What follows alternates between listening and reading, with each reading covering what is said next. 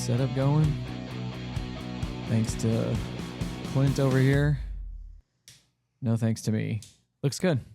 Did good job. I like it. Yep. I like it a lot. This is our hangout spot. And where I like to sit out on Sunday afternoons and watch football, and Thursday nights and Saturday college football and Monday night football. But I have some tragic news in our household. It's very tragic. Asked for privacy from me and my family during this time. For everyone involved, if you could just give us some space right now as we deal with this. I'd like to deal with it privately and not publicly, but the garage TV is out. And that's the TV I watch the most. That's the problem for you, bud. This is my space. I get to come out in the garage. It's man caved out, as you can tell from the set, you know. And it's a pretty awesome man cave. I'm not gonna lie. The leather couches we have in here are the most comfortable leather couches I've ever had in my life. Are they good napping couches? They will put you to sleep. Oh, no. You could be on 600 milligrams of caffeine. You lay on one of those things and start watching a football game, you're out. It was tough watching the Cowboy game the other night because of the rain delay. Oh, man. I was out here watching it, and I was like... I had to go back. Mm-hmm. And, like, nothing was happening, right? So it was huge first half, right? But then the whole second half was one field goal, and everything else was punts. So... So that was tough, but I watched it. Watched the whole thing. So it's been 2 weeks since we recorded. And, by the way, what are you smoking tonight before we get started too much? I said Perdomo Habano, Connecticut. La Roma El Jefe. Mm. I'm probably saying that wrong. Is that just because that's their big one? Because that's a much bigger one than I've seen from them before. Yeah, and it's the last one I had in my... Are you out? Yeah. Oh, man. I meant to go yesterday, but then I forgot. And I was like, I'll just go get it today. And I was like, no. I've been super busy with just life in general, so just getting to Rockwall is a adventure in itself. Right. We try not to go at all. I tell you what, in this kind of remodel and improvements we've been doing, obviously we've been spending a lot of time at the Home Depot, but our town's about to get a Lowe's. I'm pretty excited about that. I'm pretty excited about it. I think once we get that Lowe's, the only thing I'll need to go to Rockwall for is Costco. That's it. Everything else will be here. Yeah. Right now it's just Lowe's or Home Depot and Costco. But you can go to Greenville. Well, it's a little bit further for you. Yeah, it's a little bit further for you. But, if it's one of those stupid Saturdays in Rockwall traffic, then... Oh, it's awful. It's worth it just to go to Greenville. So... By the way, I've been lighting my cigars at the house with a soft lighter. I'm not sure if I like it or not. You got a lot to smoke tonight. El Jefe. I don't think I'll get through it. We'll see. But yeah, I'm going to get a new TV real quick. Yeah. Tomorrow? Oh, for sure. It would have been today, but had other responsibilities. Other responsibilities. So I was out here doing my other responsibilities with the iPad going, watching it. Okay. Well, at least you got that. At least you got some entertainment going. Yeah.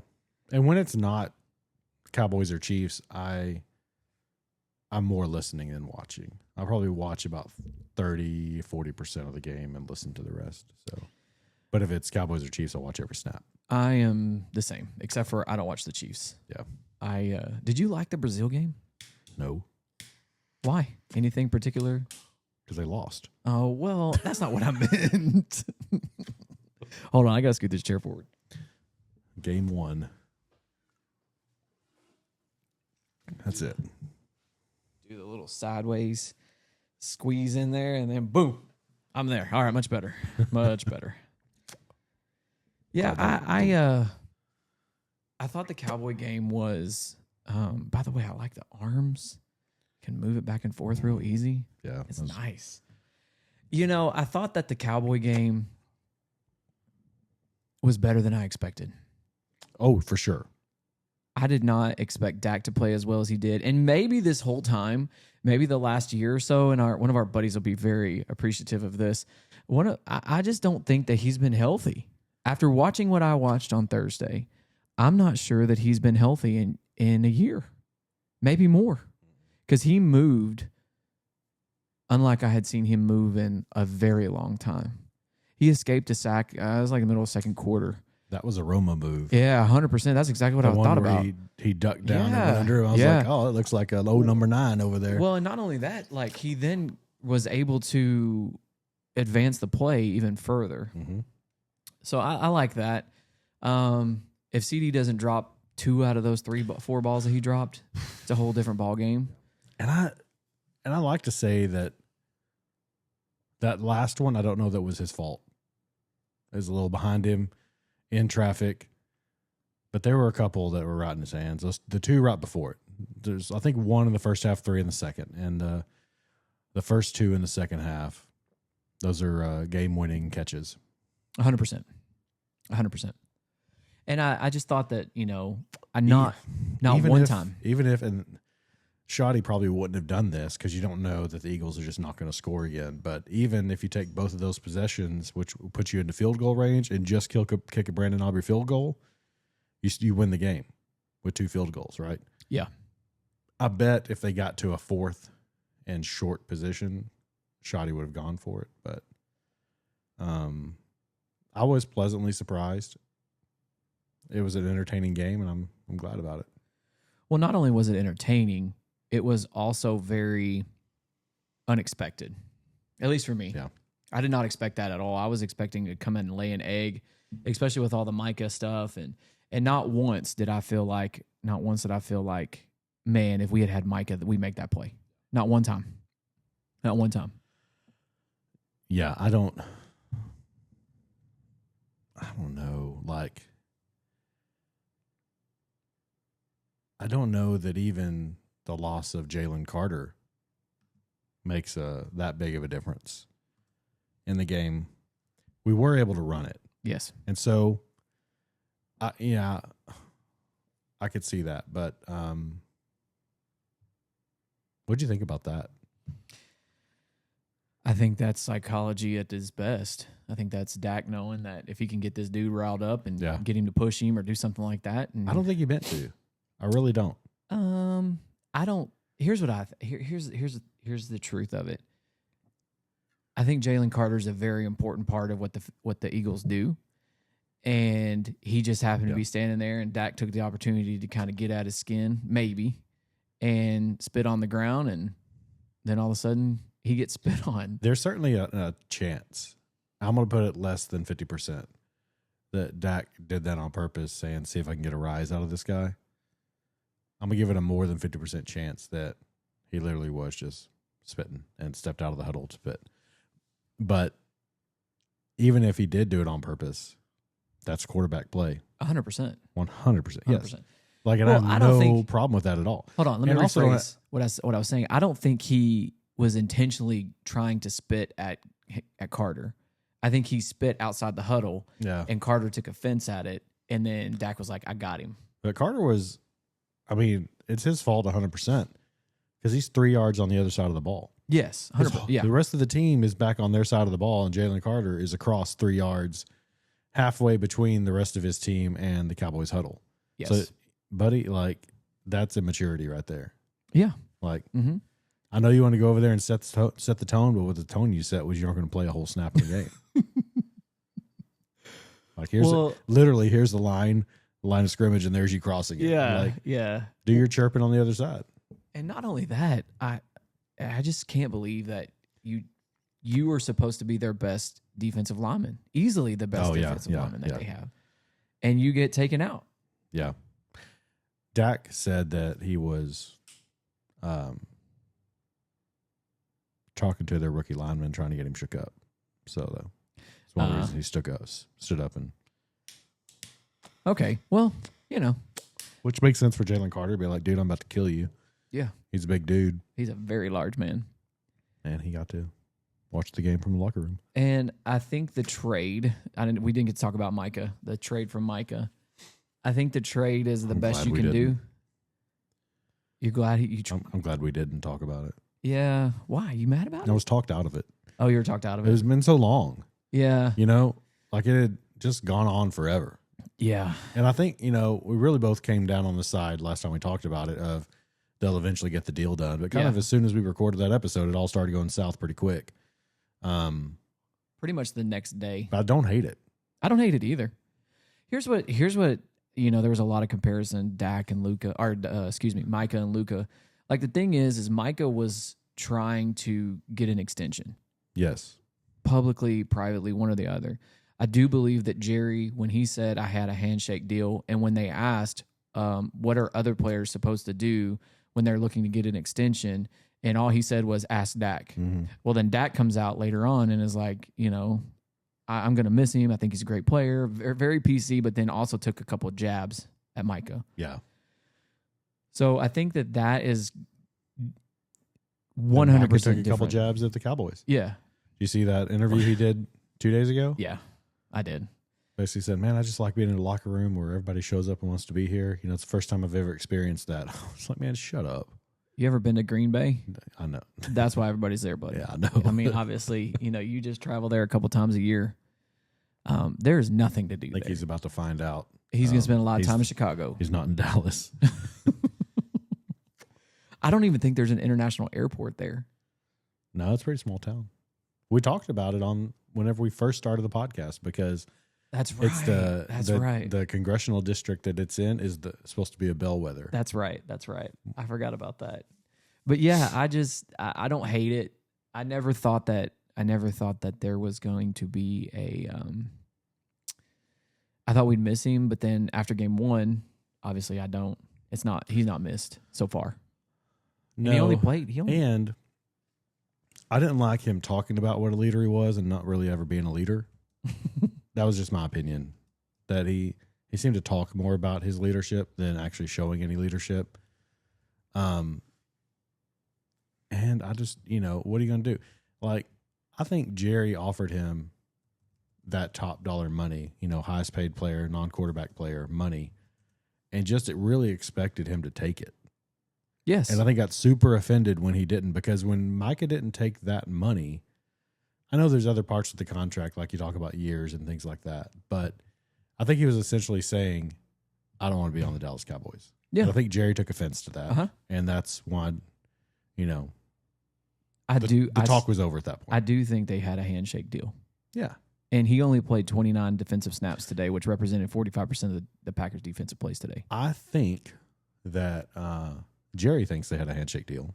I don't know how much they actually had a handshake deal, but I think Jerry thinks they did and takes great offense to what he feels like Micah going back on his word. But, Jerry's used to coming in the room and talking and everybody listening and doing what he says. And I don't think anybody. He's the boss. Right. And he's always been the boss. He is whether the boss. When it comes to family, work, or whatever. And I don't remember anyone pushing back as much as Mike has done on any ever of these negotiations. I don't remember a recent player wanted to keep, that Jerry wanted to keep and didn't get to. There have been ones that they've let go. I would argue that this play for Micah might have cost him hundreds of millions of dollars outside of the game. We'll see if his influence changes. It's going to change 100%. I don't know if he's got a good enough foothold to where no matter where he is now, he's going to have a following. I just think, too, the podcast that he was running and you're calling out your teammates and you're doing things like that. Yeah. There are things that you can talk about on a podcast, which you and I both know that are okay, right? You're very PC. You're kind of in the middle of the road on most things. But then there are certain things you just don't because it's out there. And so it's like, it's one of those things where, too, I think the podcast was getting in the way of some of the players his were complaining about that. and his so-called leadership. Yeah. But I'm glad it's over. I'm glad the season is starting. I haven't gotten to watch as much NFL football as I would like to have watched. I did watch the Cowboys. I did not watch the Chiefs and the Chargers just because I was busy. To be clear, I didn't watch it either. I was at a high school football game. Oh. Where a bunch of Uncle Ricos are like, man, this is every year. I don't know how much time you spend in the stands at high school football games because you do volleyball. A lot. So like, okay. As soon as 95% of the time, as soon as we're done with volleyball on Friday nights, I jet over to the football game. Okay. We go to a lot of them too.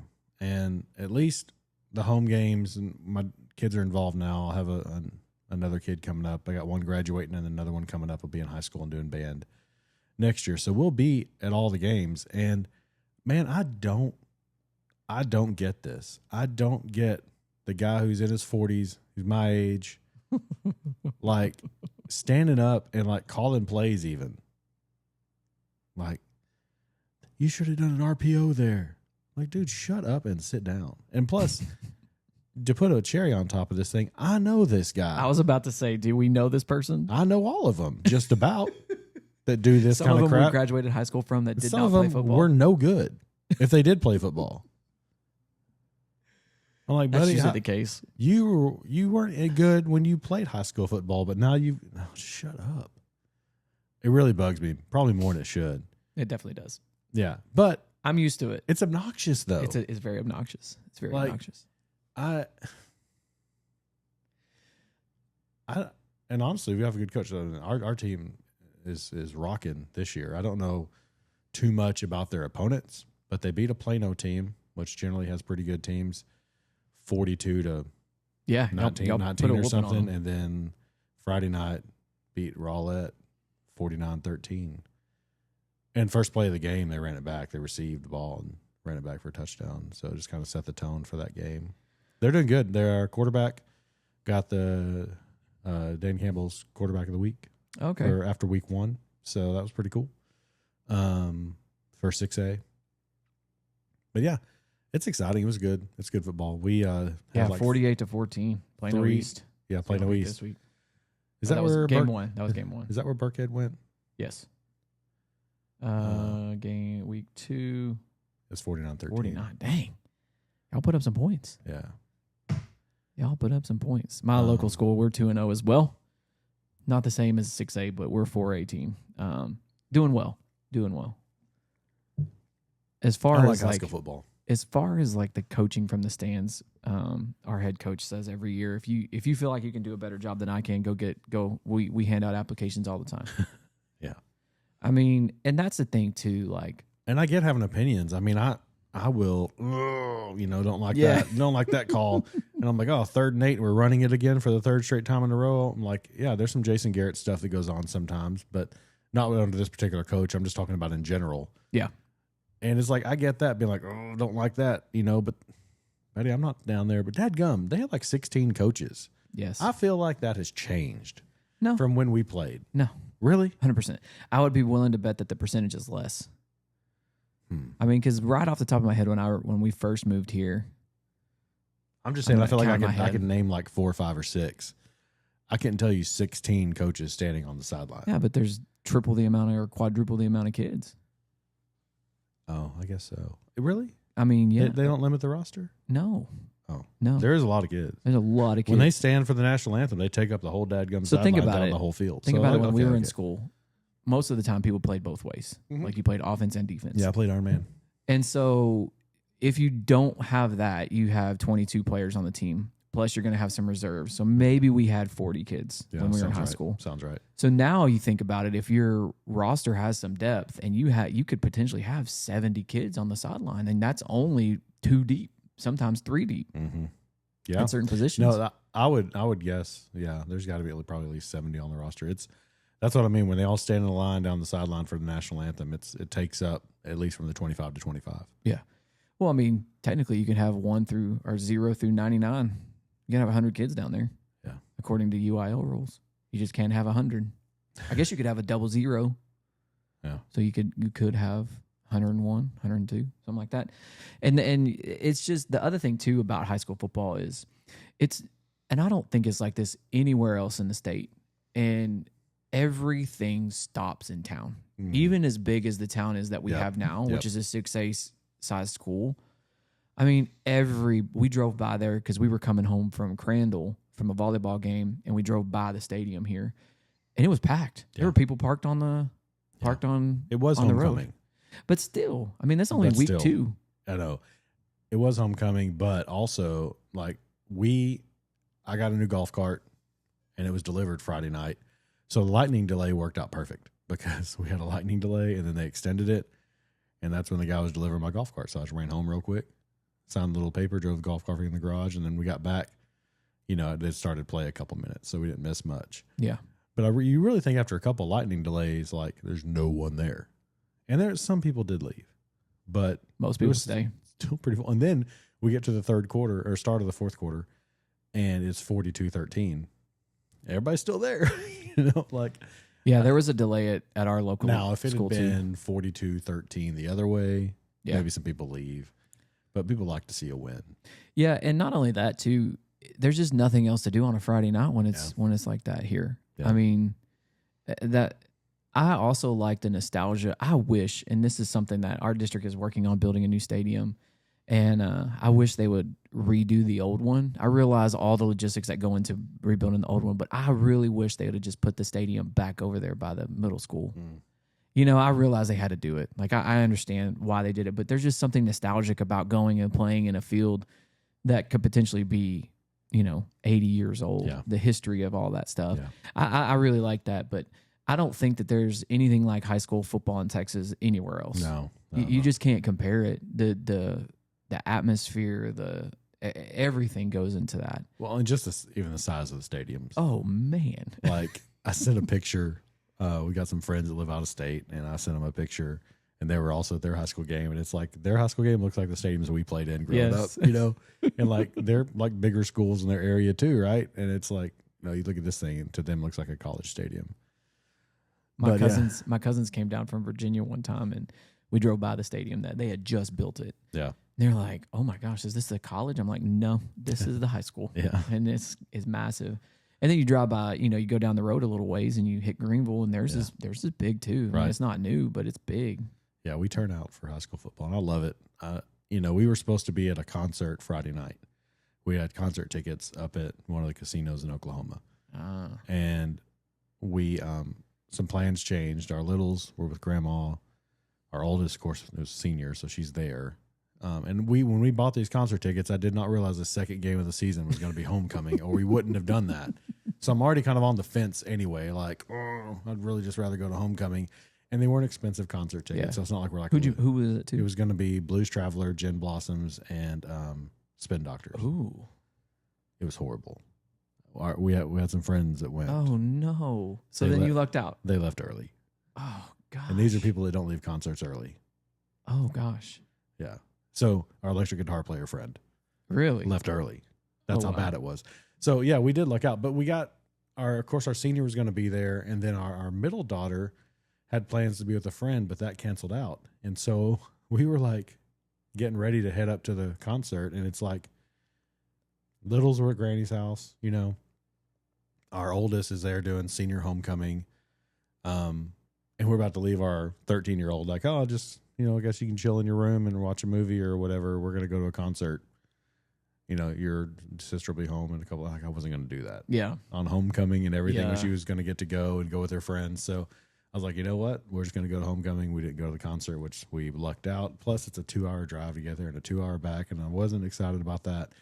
So we went to the game. I would have been pissed if I'd have driven 2 hours and it was a terrible concert. Yes, and they were pissed. But there's really not many things I'd rather do on a Friday night in the fall to go to a high school football game.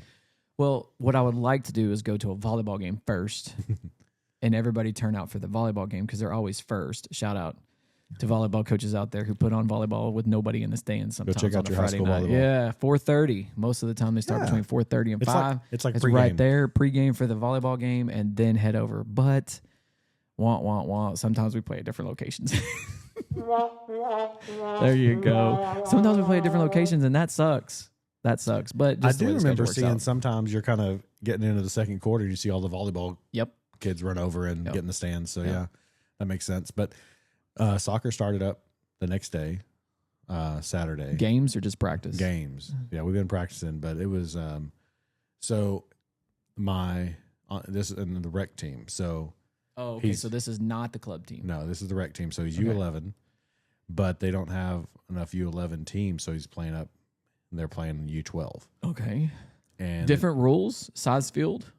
More So players? They're on 70. They would still be on the same size field. It is 9v9 now. They won't hit 11v11 until he hits 13. 13, 14 is 11v11 and full 100 yards. Right now he's on the 70-yard field. Okay. With 9v9. So, but their first game was against the team that won the championship in that division. Is this the team last that you year. had the altercation with the parent? Nope. That team either quit or must be younger and stayed down because, Or they're playing football.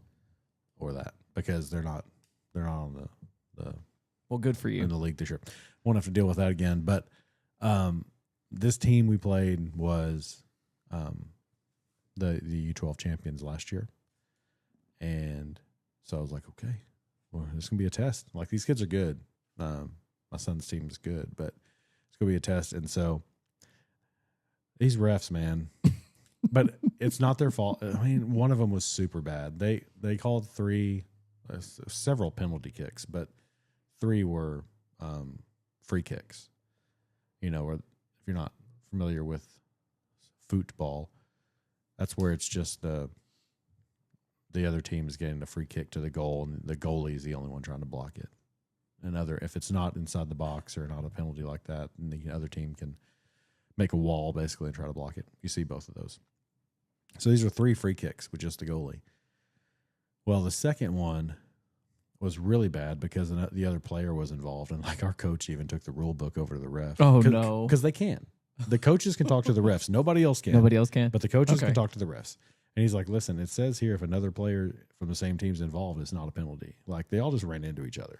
Oh, okay. And like, so it wasn't like malicious or anything. And that was the one free kick they scored on. The other 2 they missed, or the goalie stopped. So, but we scored twice, so we won 2-1. Nice. Really good win for the boys. Nice. Really good win for the boys. And one of the scores, you kind of call it a fluke, but it was skillful. Our center defense, the ball got back to him, and he kicked it from the 48 on the other side of the 50 and scored.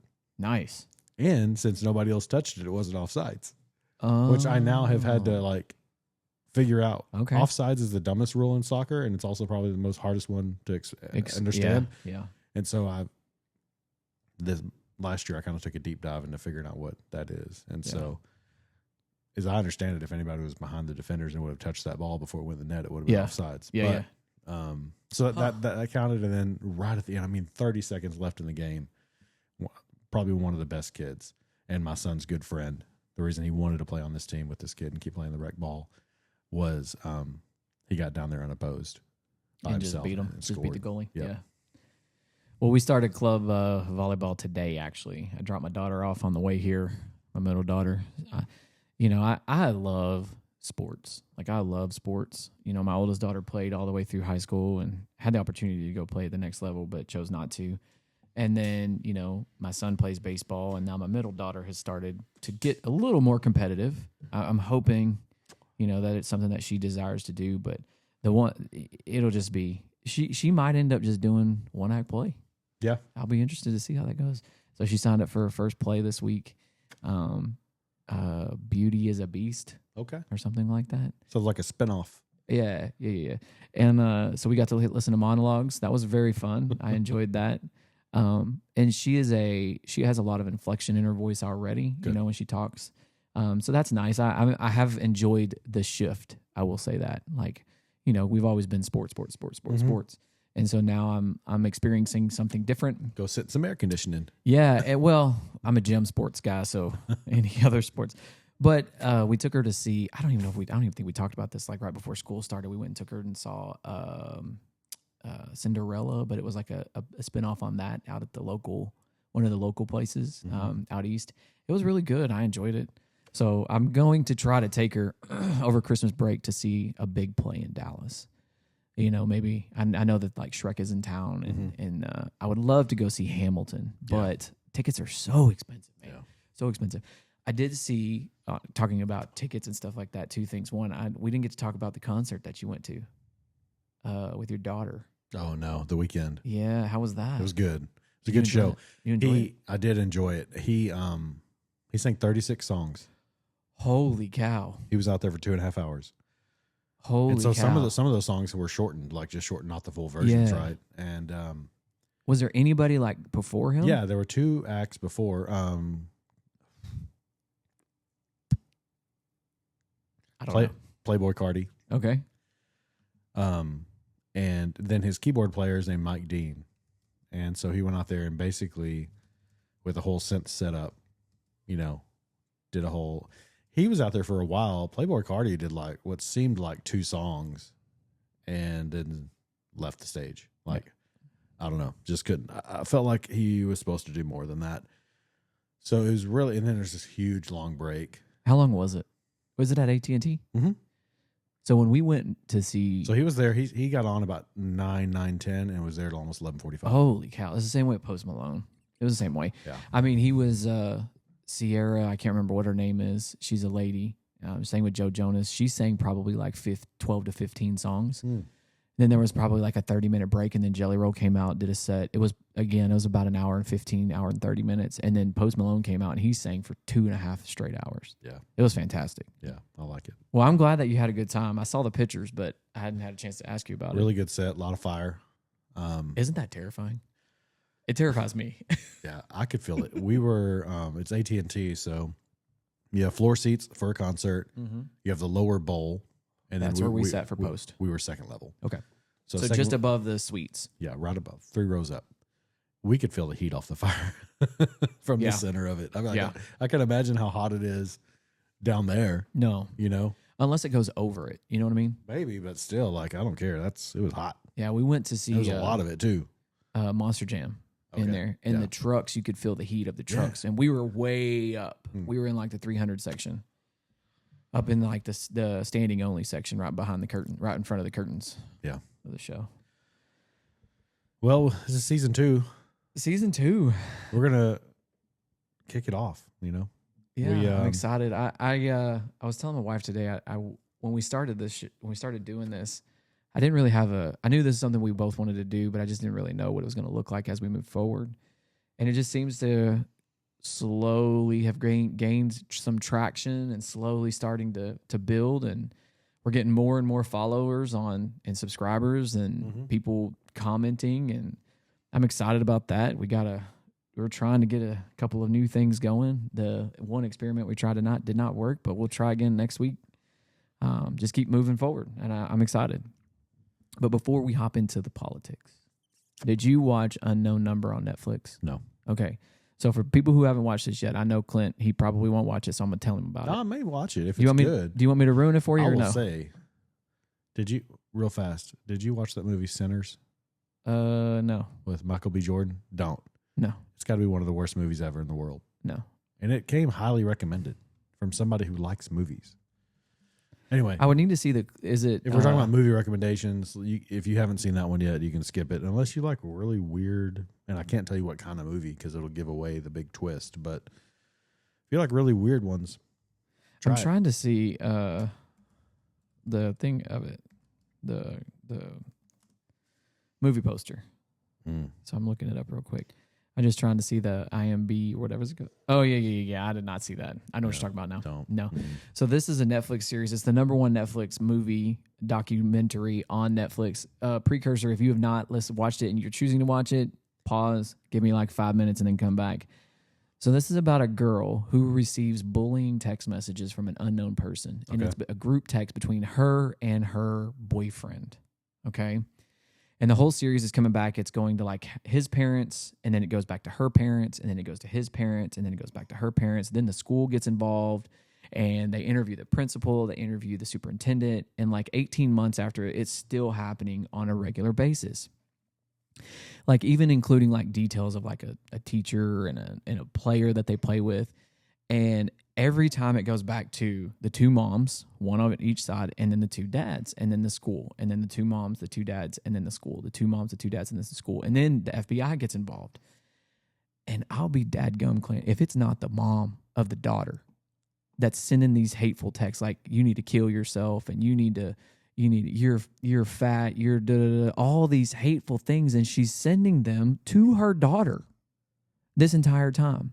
So the local police come and they go to the mom, and the mom's like, It's me. And she hugs the daughter. I'm so sorry. I didn't do it on purpose. Well, then they call the dad, and the dad comes to the house and is like, when have you been doing this?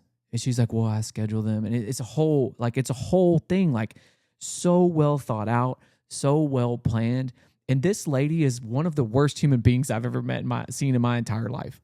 Like, to send the things that she said to her daughter, and she only gets 18 months in jail.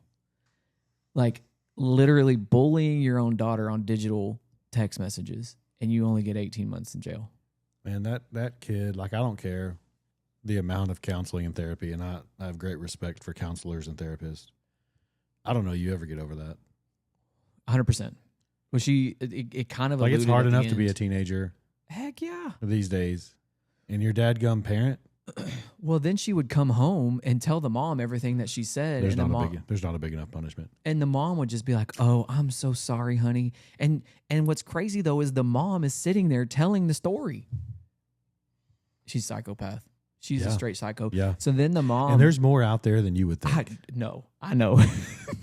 Working in the school district, you're in the education system. Yeah, so you know for sure. The other thing too is like she has supposed to be working or something along those lines. And the dad comes home when the police are there and was like, "Where's your phone?" And she comes out, and I don't know how many she had in her hand, but she had at least 2 other phones beside the main phone that she had been sending from.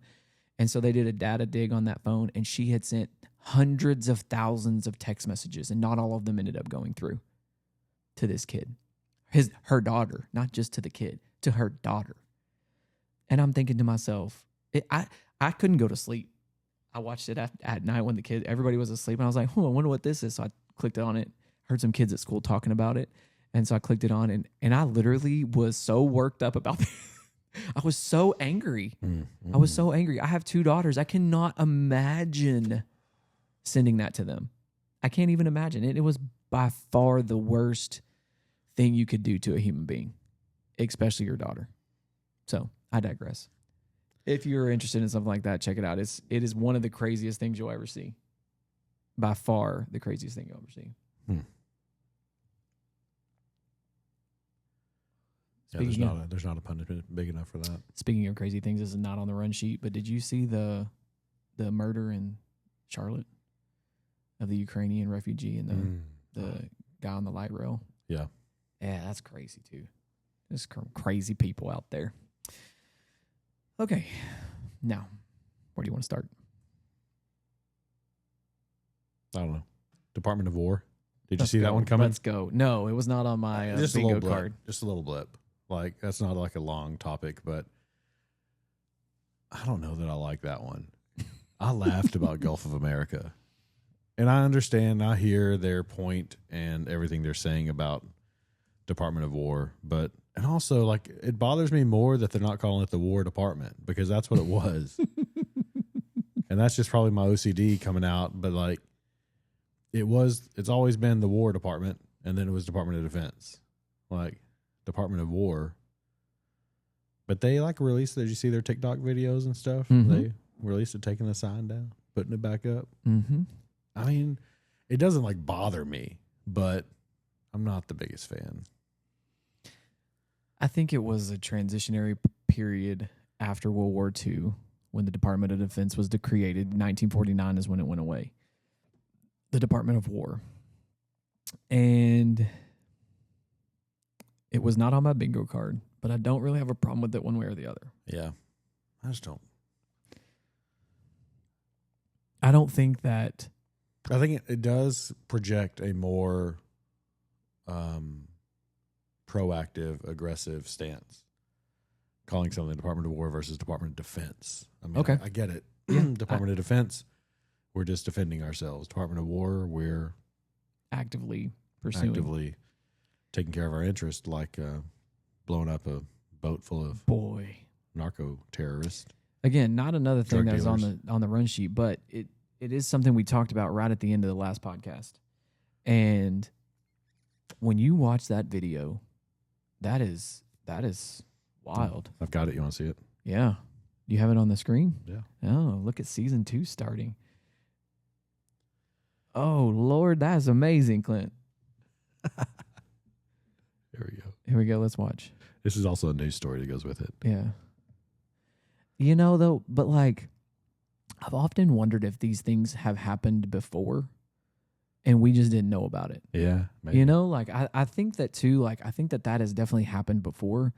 And it's just left off. It's just a blip on the radar. Mm-hmm. But now that all this stuff is recorded and is being declassified very, very quickly, I just can't help but wonder if it's happened before. And I wonder too, you know, there's a lot of this is the one where it shows it. Yeah. There's a lot of footage. There it is. Man. And I don't know, you know boat speed a little faster than I do. They're going pretty fast, aren't they? Yeah, it was hard to tell, I think. And then they're not going anymore. Yeah. Good Lord. I just wonder the changing of them making that a terrorist organization, making drugs, classifying them as terrorist puts a different light in the actions that now the Department of War can have. Does that make sense? Yeah. I think they've almost got to do it again for it to have any effect. But then I think if they hit another one, if they do it again, then I think, buddy, I'm not getting in a boat. Or the pay for somebody to get in a boat and carry drugs to Miami goes way up. But now they've put 10 F-35s in Puerto Rico. Yeah. Like, and that's a whole different animal. Because what you're watching there is here's the thing. A C-10, right?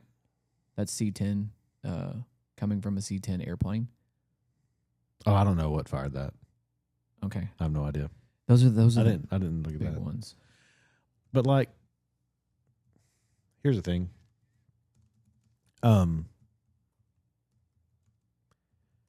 If there was another country, okay, out there that had killed 100,000 of our people, and like, would we not attack that country? Mm-hmm. Like, warfare has changed, right? Yes. Like, we talked about that so much. Really, Yes. with Vietnam and forward, or Korea, like, the type of war that we have is more fluid.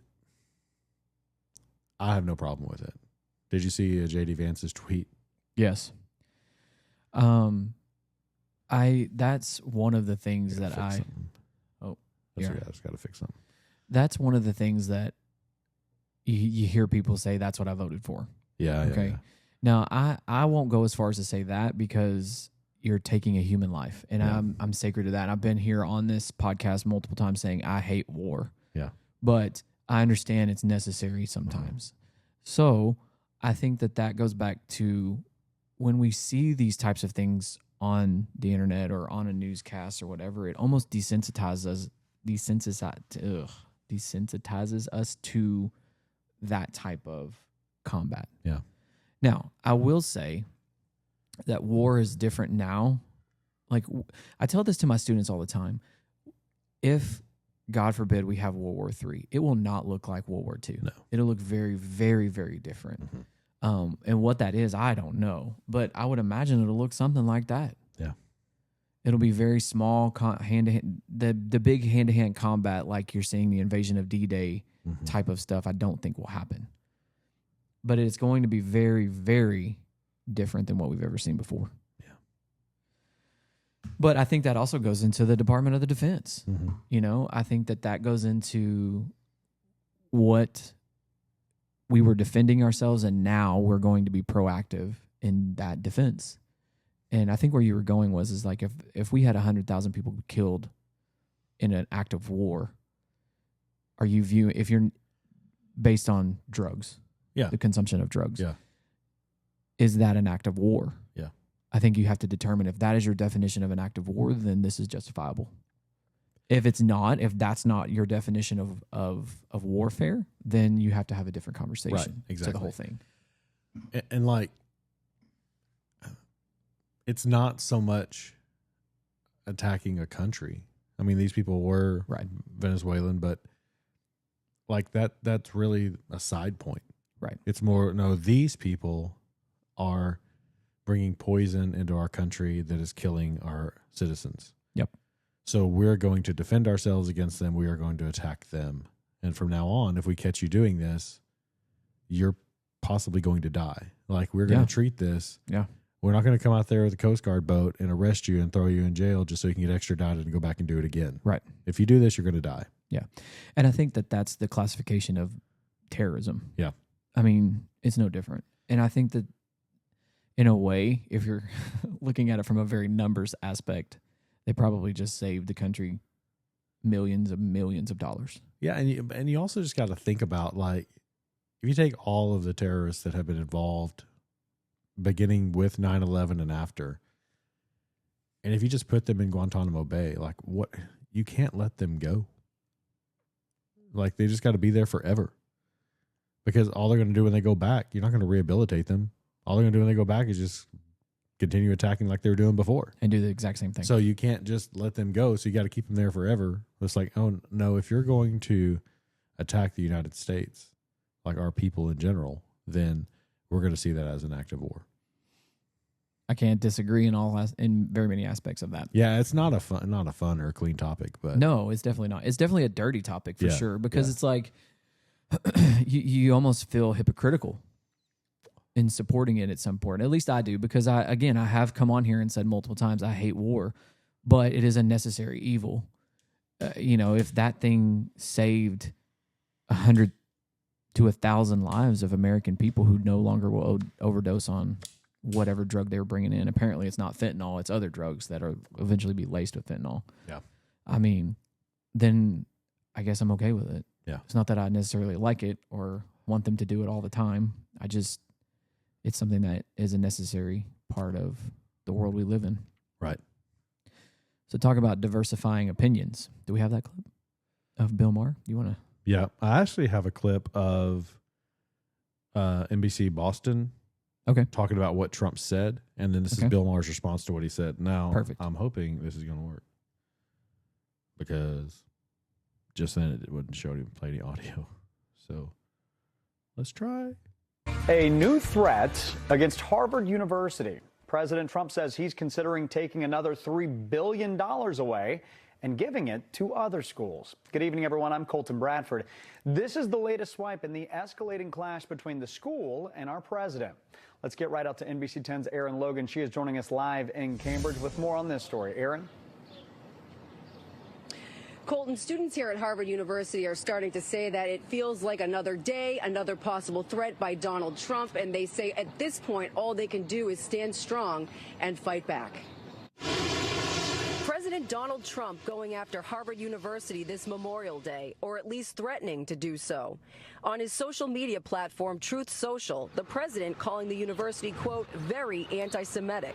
He says he's considering taking $3 billion from the university and giving it to trade schools all across our land, saying, quote, what a great investment that would be for the USA and so badly needed. Part of the problem with Harvard. On Sunday, President Trump talking about his ongoing federal feud with the university. His administration wants to know specific names of foreign students attending the university. This after he announced a push to reduce the number of foreign students, which according to the university accounts for 27% of enrollment. And 2 days before, on Friday, the Trump administration attempted to revoke Harvard's ability to enroll foreign students. It didn't get far. The university filed a lawsuit and a judge blocked the order protecting these students from losing their non-immigrant status, at least for now. We spoke with Harvard students this afternoon about the president's recent public That's okay. post about considering taking away. But yeah, you get the gist of it. So just in a quick cursory research, they received just in 2024 $686 million in federal funds primarily for research, but that is broken down into multiple different things.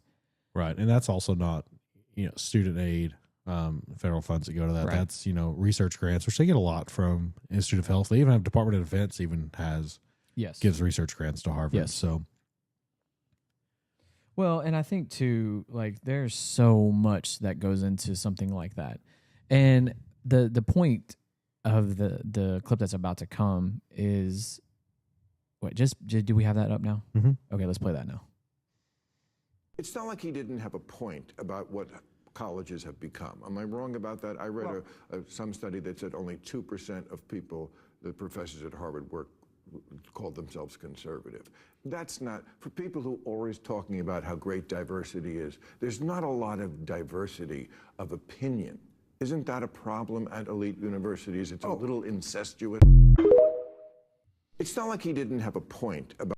So the point of all of this is, and this is what I get from this is the diversity of opinion is a bigger deal in the money situation than it is actually like Trump attacking Harvard. Yeah, it's the fact that only 2% even identified, and that's probably a little high if I'm being honest. And in my own experience at university, I don't remember a single conservative professor. Yeah, I don't remember one, and I graduated in 2010. And I was there with those people in the political science department, in the history department, in the social sciences, and not one of them would have even identified anywhere close to conservative. And they pushed ideas, and I felt like it was a good environment for me at that time in my life. I was a little bit older when I went to college than the 18-year-olds that were there. So it's one of those things that I find interesting about the diversity of opinions is, if you are a university and you preach about diversity in all aspects, religion, race, you also have to have opposite and opposing sides politically. Yeah, I think it comes down to tax dollars paying for political speech. Right. Now, you can have an entire school full of liberal professors, right? None of them would identify as voting conservative or voting Republican, as long as what they're teaching is just the content, right? Right. And whenever they do teach, if it's political in nature or has opposing sides, opposing views, like I don't expect the algebra teacher to present an opposing view, but in like the humanities and social sciences and things, when they present, you would expect them to also present the opposing view, and to ultimately to be teaching students and college students how to think critically and how to come up with their own thoughts and be able to support those thoughts. That's what you would expect. And so I think where Trump is talking about, aside from anti-Semitism, which we saw, especially at Columbia, that issue there, but even more to the point is you have these universities that are taking all of these taxpayer dollars and are basically just liberal machines out there. And I think you saw a lot of that during the campaign, and you see a lot of that during presidential campaigns, and you can't do that. It is similar to, for the longest time, that where, churches could not have political speech. There was some big rules there's always this threat of if a church came out for a political candidate, they could lose their tax exempt status, which Harvard is a tax exempt institution. So not only do they receive federal dollars for grants and student aid, they also don't pay taxes on the endowments that they get. And the people who donate to Harvard get a tax deduction as well for that donation because they're donating to a tax-exempt organization. So there are a lot of federal tax advantages, and you shouldn't have political speech, and you shouldn't be giving someone federal tax dollars so they can go out and support one particular political viewpoint or political party. That's where the problem comes out. Now, we didn't talk about this, but the church ruling is in flux. Like there was a couple, and it's funny, it was like two really small churches, both in Texas. And so for now, the legal experts are saying that this only applies to those churches, and the national religious broadcasters joined the suit as well. But it was like the First Baptist Church of Wascom, which you know where Wascom is? Yes, right on the border. Right on the Texas-Louisiana border, small town. And we know someone that's the principal in Wascom. I don't think he's there anymore. Is he superintendent now? I don't think he's there anymore. Oh. Huh. I think he's moved on. I was talking with another friend about that the other day, and a different subject. But also a small church out in West Texas, like in a town of less than 1,000 people. These two churches, along with the national religious broadcasters, joined this lawsuit, and they won, saying that they weren't revoking their tax-exempt status by having political speech. And the court came down and said, yeah, we're going to call it friends and family discussion, and that it's okay. Huh. And it's the Johnson Amendment, okay, that says that churches can't do this. Legal experts are saying it only applies to these institutions right now. It's not blanket. However, as a result of this, the IRS came out and said, yeah, you can do this, and we're not going to revoke your status. And when this happened, I really thought it would get more press. Like, we had it on the run sheet. We didn't get to it. We had a lot of other topics, whatever this came down, but to talk about, but I really thought it would get more press. And my thought is, I feel like there's 100 preachers out there, and there's probably 100 on the other side too, but I bet there's 100 preachers out there being like, man, I wish this hadn't happened. Because they're going to have people in their congregation saying, how come you aren't over there telling everybody who to vote for this Sunday? Like, especially when election comes around again. And like, I think there's a lot of preachers who don't want to do that and who want to keep things, elections and what happens in our country as a Christian is less than what gets preached on Sunday morning. Like, what gets preached on Sunday morning has far more importance than who the next president is. Yes. And I think there's a lot of preachers who definitely understand that and probably don't like this ruling, because they're going to have people in their congregation who are going to be pushing them to just basically hand out a voter card and tell everybody who to vote for when election day comes around. And I don't think they want to do that. I think they want to, like what the college professors should be doing, is saying, here's what the Bible says, here's what I'm preaching, here are your convictions. Now, based on that, you should probably have an idea of who you want to go vote for. Right. However you come down with that. I think there's a lot of preachers who like that approach, and now this has kind of changed that. But going back to Harvard, hold on, can I interject for just a second? We both know a lot of preachers. Mm-hmm. We know a lot of those guys, and I would agree with you that most of them do not want to do that. I don't think I could name one that wants to get up there on a Sunday morning or Wednesday night and preach that. Yeah. I don't think any of the big churches, like the mega churches of the Metroplex, want to do that. Now, you might see a handful, right? But most of them, in my experience, avoid politics with everything they can. Now, you get them in a comfort zone and you're in their inner circle, then you'll be able to hear their political beliefs. But most of the time, they're trying to play just the middle of the road. Right. Most of the time. And I think that's what it should be. That's what it should be. Yeah. That's what it should be. And I don't think it's just like with teachers, right? Teachers, I'm not supposed to get up there and tell them who to vote for or which party is better than the other. My job is to teach them both sides. Yep. And then move on. And it's one of those things that I just think it makes it so messy. Yeah. Like, why change that? Yeah. And I get why. It goes back to this conversation right here with Harvard, right? If Harvard is going to be able to pick a side, which they shouldn't, and no university should, then why can religious establishments not do the same thing? Right. Yeah, I agree. And there'll be some people who will hear like what you just said and say, well, you should go in there and tell those kids who to vote for. Like, no, not at all. Like, they've got to be able to come to that by themselves. They've got to be able to come to those decisions as now about to be adults or new adults on their own, or it's never going to mean anything. Right. I always tell my students, if you have an opinion on something, make sure it's fact-based, which is fine. You're allowed to have opinions. You're allowed to. But make sure if someone challenges you, that you have a reason for that opinion, not just because so-and-so told me or so-and-so told me this. Do your own research. There's unlimited resources available to you, and you just have to go and find it.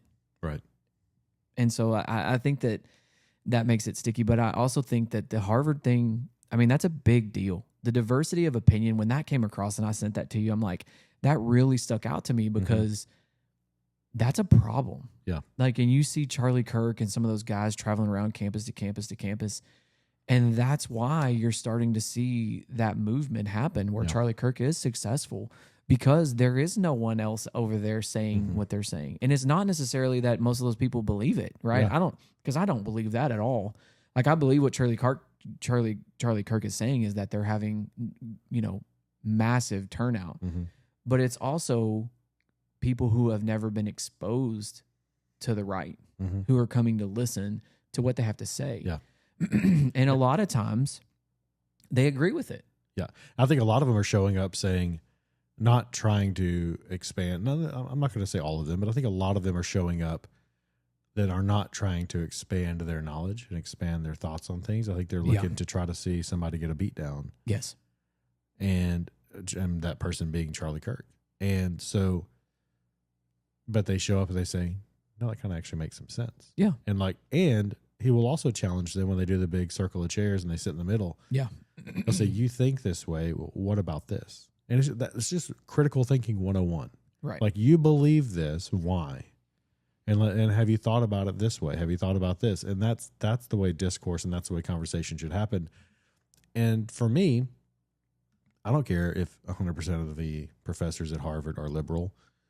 We probably disagree a little bit on that, as long as they're able to do that.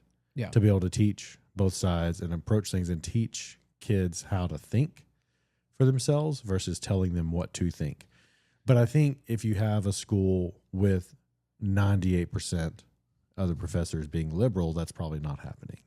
And I think that's kind of my point. That's the greater point. That was my point. Yeah. Like, I 100%, like, I can sit here right now and say that the two professors that I had that taught me political science and congressional law were very, very left leaning. Mm-hmm.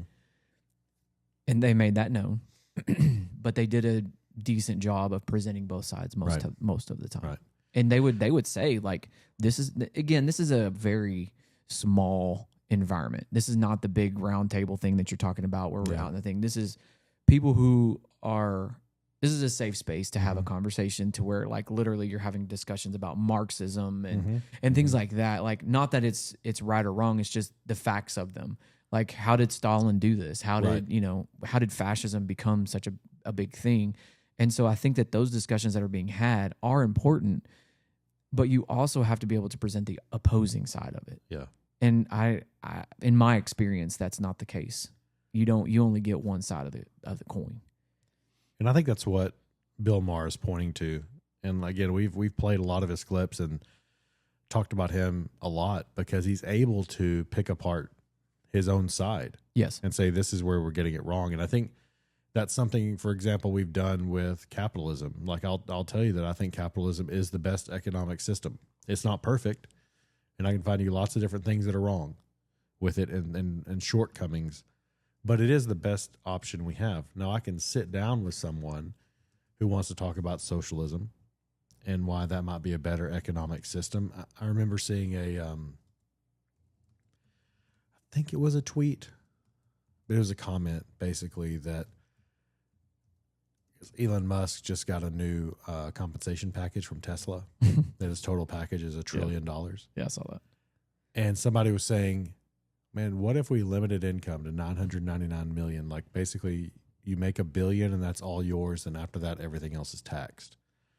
We could end this, we could pay for this and all this kind of stuff. But what, for example, my argument would be in that specific case is if you limit income to where everything he makes over $1 billion is taxed, he's not going to make more than $1 billion. That's the thing that you take out of the equation. But I would love to sit down with someone and have that actual conversation, right? And say, this is what I think. Yeah, we've got shortcomings. Yeah, we've got issues with capitalism and problems with it and where it falls short. But I think it's so much better than what you're talking about, and here's why. And then they can say, well, I think mine's so much better than what you're talking about, and here's why. And we can have that conversation. I think that's what Bill Maher wants. And it is so interesting to me on his show because he pushes these liberals. And like, I feel like they come on that show and they think, I'm in a safe space. Yeah. I'm with Bill Maher. We're buds. We can just talk about this and he's going to agree with everything I say. And he doesn't. And I think to myself, and they look so perplexed. Like this dude he was talking to, you see the look on his face when it shows just him for a short minute. He looks like, why are you saying this? And it's like the clip we played a few weeks ago. And the guy said, you're really coming around, Bill. Like, no, it's not that. He said, there's just true S, and that's all I'm talking about. So on JRE this past week, Tim Dillon was on and he talked about crony capitalism. That's the term that I remember from school. I can't remember exactly what he talked about, like exactly what he called it. But it's basically where corporate and government interests all intertwine with each other and how they're going to focus on each other. And when he said that, I was like, I don't know, I don't know if that's necessarily a good or a bad thing. But then the more that I've thought about it over the last 3 days, he's not wrong. We're trending in that direction. Yeah. And I found that interesting. And, you know, a lot of times my wife will just sit there and she'll say, what are you thinking about? I'm like, crony capitalism. She's like, what? What are you talking about? I was like, well, you know, this is what I'm thinking about right now. You asked. But like, I think that is an idea and a thought that I'm trying to come around on. Yeah. Of like, how do we fix this issue that we have? I think Trump is trying. And I think like when you see like Elon Musk getting a payout package of $1 trillion, that's hard to wrap your brain around. Right. Because it's so much money. And like all the things that you could do with that money, which by the way, I didn't win the Powerball. You played it. I did. I'm a little sad. 2 people just won. One was from Texas. I know. A lot of times there's somebody from Texas. I know, Fredericksburg. And then I called the person that I know down there. I'm like, hey, did you win? Was it you? No. Like, I wouldn't tell you if it was. It was. Yeah.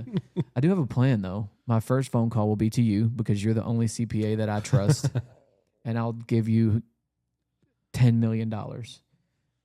We have it first. If I win $1 billion, I'm paying Clint $10 million of it, and he's going to be my CPA. That's recorded. Yeah, and it's going to go on the internet. So if we don't record... They'll know. Yeah, both of us will be set. Be gone. I did tell my class, I'm like, hey, if I don't show up on Monday, you know I won the $1 billion. You know why. You'll know why I'm not here. Or I might just be sick. Yeah. But I digress. I think too, like this all the diversity of opinions to me is where my brain has been all week. And this week has been a lot of RFK and vaccines as well. You know, Florida right now is working to end vaccine mandates for all children all the way across the board. Yeah. And I don't know that we've talked a ton about vaccine safety on this podcast. I know that I've had lots of conversations with people in my inner circle and my thoughts about it. But, you know, like when we were raising our kids, this is prior to COVID, anytime that they were given a shot, I asked a lot of questions. So I guess my question is, and kind of the thought that I'm working through is, do most people not do that? Like when we were having our children, every single time I asked, what is that? What is it for? Why are you giving that to them? What is it? I need to understand what that is. Not necessarily that I was questioning the doctor. It was that for my own knowledge, I know what's going into my kid's body and therefore also what's going in, you know what I mean? Like for their own safety. Right. Not because I'm questioning the efficacy of a vaccine. Does that make sense? Yeah. And so like when you see something like what's happening in Florida, I think we have a clip too. I think what we see what's happening in Florida is extremely dangerous. Yeah. Is extremely dangerous. And I'm not a doctor, but you know, when you started seeing all the vaccines during COVID, you know, my initial thought was like, heck yeah, let's see what, like, if this is what we're supposed to do. But then as we started to move forward, I thought, you know, we've kind of touched on that a little bit, but it's just, I just wonder, like, are we now swinging too far the other way? Yeah. So do you have that clip up? Yeah. Let's play it. Trump's in the Oval taking a questions, which he likes to say that he does 27,000 times more than Biden ever did. So he does take questions a lot. And so this question, you'll hear the question from the reporter basically saying, asking Trump for his opinion about what we just talked about Florida's doing. That's a horrible picture of Trump. Mandates that were rolled back for school children. What do you think about that? Well, I think we have to be very careful. Look, you have some vaccines that are so amazing. The polio vaccine, I happen to think, is amazing. A lot of people think that COVID is amazing. You know, there are many people that believe strongly in that. But you have some vaccines that are so incredible. And I think you have to be very careful when you say that some people don't have to be vaccinated. It's a very, it's a very tough position. So I'd give you an answer. I'll give you a feeling. But just initially, I heard about it yesterday, and it's a tough stance. Look, you have vaccines that work. They just pure and simple work. They're not controversial at all. And I think those vaccines should be used. Otherwise, some people are going to catch it, and they endanger other people. And when you don't have controversy at all, I think people should take it. Okay. One more follow-up on your comments on the taxes, on the we know a person who contracted polio as a child. I don't know if you'll know exactly where I'm going, but he used to be a superintendent of our schools. And I was around him quite a bit as a child. And I don't know if he's passed since then. No, he's still here. He's still here. But I would guarantee you, if he hears something like what's happening in Florida, he would be very upset about that. Yeah, and I get it. I have a close friend who has done the research and will tell you about the rise in autism and other issues from when the vaccine card went from a handful to like 70 or something. I don't know if that's the actual number, but it went really high in the last few decades, and really the decades of when we were growing up. But the flip side to that is that there are certain vaccines that young kids, newborns, babies, toddlers can't get yet. And so if you have a population of people who aren't getting the smallpox vaccine or whatever it may be, MMR or whatever, then these younger age kids can be around them, can contract it, and it can be life-threatening. And so I think that's what Trump is saying, is that we've done a lot of work, and it's kind of refreshing. I know Trump's really no lover of DeSantis because DeSantis ran against him and Trump holds a grudge. But it is kind of refreshing to hear Trump, for as much as what he said about COVID when it happened, and for the narrative of Republicans are just all anti-vax, and especially for putting someone like RFK as the HHS secretary, for him to come out and say, no, like, we've done a lot of work. We've done a lot of good work. There are a lot of good vaccines out there, and I don't agree with just taking that away because some people are not going to get it. They're going to, possibly endanger other people. I mean, I'm not smart enough to recognize what's happening with autism. Mm-hmm. I don't, but I'm telling you, in my experience in 15 years in education, something's wrong. Yeah. Okay. Yeah. Is it the vaccines? I don't know. I don't know. I'm not that guy. You know what I mean? Like, I'm not going to go out there and say it's all the vaccines, because like, they're given millions and millions and millions of times. But when I look at the amount of vaccines that you have to receive within minutes of being born, I'm thinking to myself, that could be.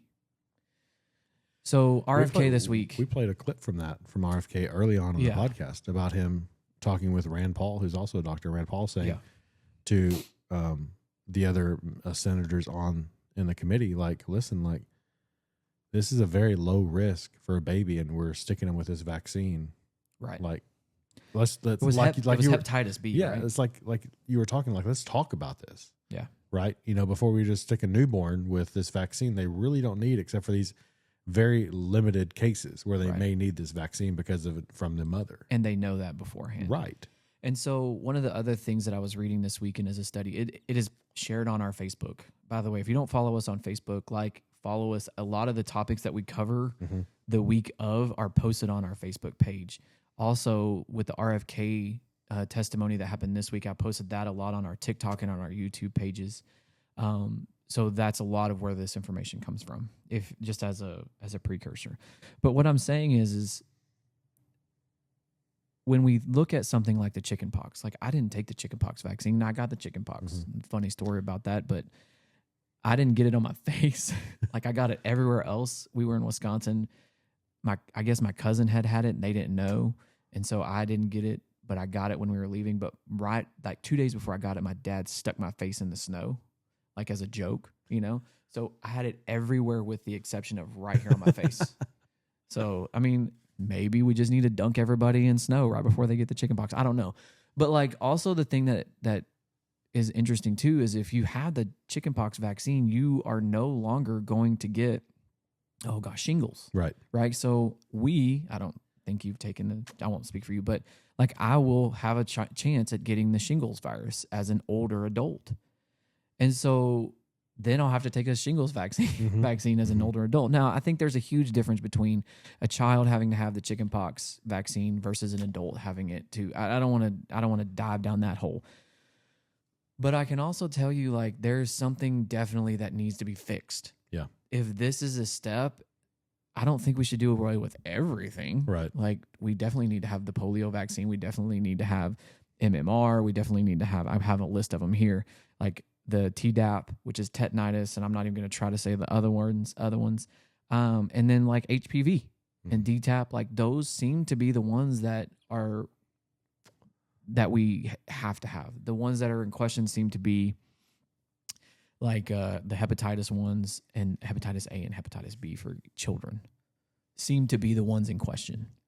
So I don't know how you have an experiment like this. I also read this week one of the prestigious medical schools put out a thing that there's also maybe a connection between women who take high dosages of Tylenol during pregnancy and a connection to autism in the study.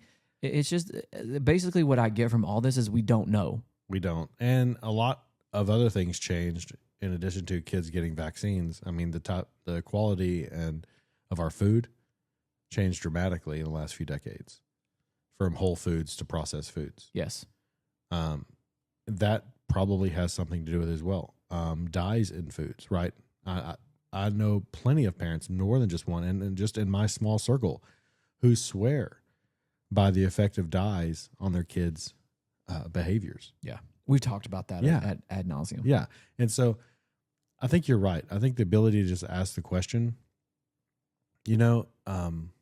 I think Florida just taking everything off the board is a step too far. It feels political. Then you have the opposing side on the opposite side of the United States, where Newsom wants to vaccinate everyone with everything. It's called the West Coast Health Alliance. Do we have the news clips that we can put up there too? What is happening? Okay, look at us. There he with is. Some primary sources. Oh, it wants me to buy it. Oh, we won't get to see too much.